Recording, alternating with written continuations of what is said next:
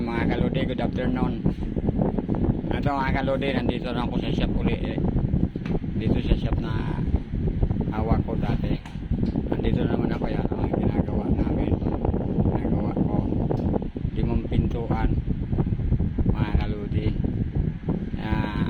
Malaking pasalamat ko na nakabalik na naman ako dito at tinawagan ako ng amo ko. Medyo makakaluwag-luwag na nata ng kaunti dahil mga nakaraang rading ipit talagang super. Hindi ko malaman kung ano ang gagawin ko nung mga nakaraan. Hindi ako makabayad ng bahay, hindi makagalaw ng tama at walang kinikita ng maayos. Ngayon medyo makakaluwag-luwag naman siguro dahil mayroon naman project ng amo ko. Kaya nandito ako. Mga kalodi, maraming salamat sa inyo sa hindi nyo pagsawang sumuporta sa channel ko, lalo na sa YouTube ko. Maraming salamat sa mga nag-subscribe at nag-follow sa akin sa Facebook page. Maraming salamat mga kalodi. Ako pala yung tawag ko dito ngayon, kasama ko.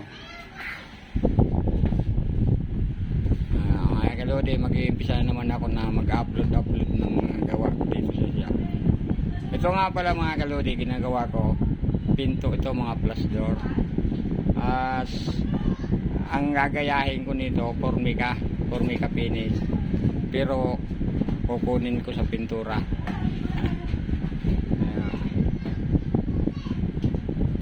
Bukas siguro makakapag-primer na ako nito. Pinasasander ko muna para medyo malinis, maganda yung kalalabasan ng plywood, kasi plywood pangit, medyo may mga kuwan pinasasander ko muna mga kalodi. Bukas update ko kayo kung paano magiging proseso ko nito.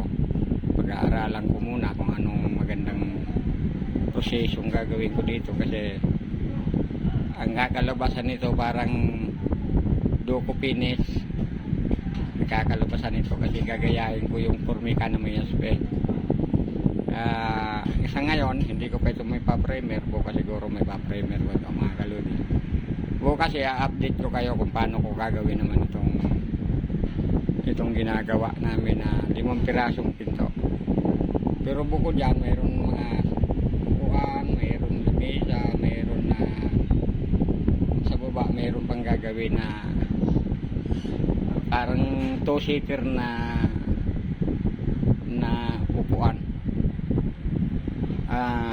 puro carvers.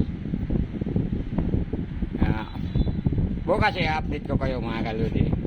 Maraming salamat at magandang hapon sa inyong lahat, mga follower ko at mga viewer ko.